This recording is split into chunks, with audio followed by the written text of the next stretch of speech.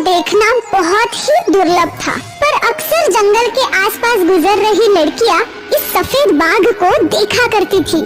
सफेद बाघ, भागो, भागो, भागो, भागो। जंगल के आसपास रहने वाले गांव वाले सफेद बाघ के होने से बहुत परेशान थे। ये सफेद बाघ अक्सर लड़कियों को ही क्यों दिखाई देता है?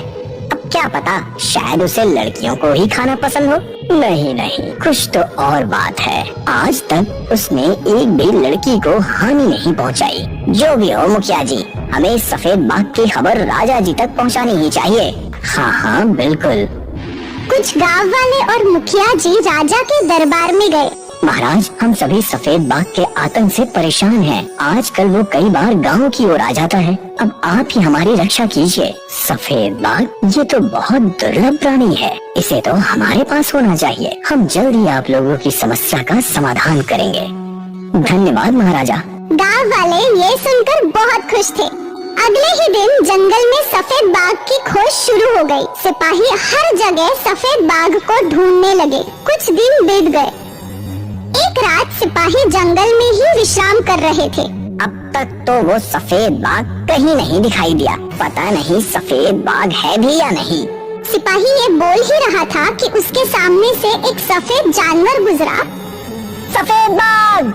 और फिर सारे सिपाही सफेद बाघ की ओर दौड़ पड़े। सिपाहियों ने सफेद बाघ को घेर लिया और उसे अपने जाल में पकड़ ही लिया।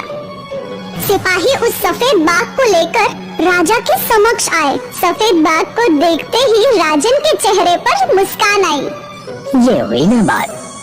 ये दुर्लभ प्राणी बस मेरे पास ही होना चाहिए। महाराजा, मैं सिर्फ दुर्लभ ही नहीं बल्कि शापित भी हूँ। ये कैसे हो सकता है? बाघ कैसे बोल सकते हैं? आपने बिल्कुल सही सुना। मैं बोल सकता हूँ।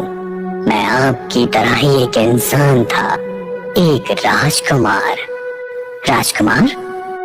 दक्षिणा के राज्य का मैं राजकुमार था। मेरे शौक गलत थे। मैं हर सुंदर लड़की से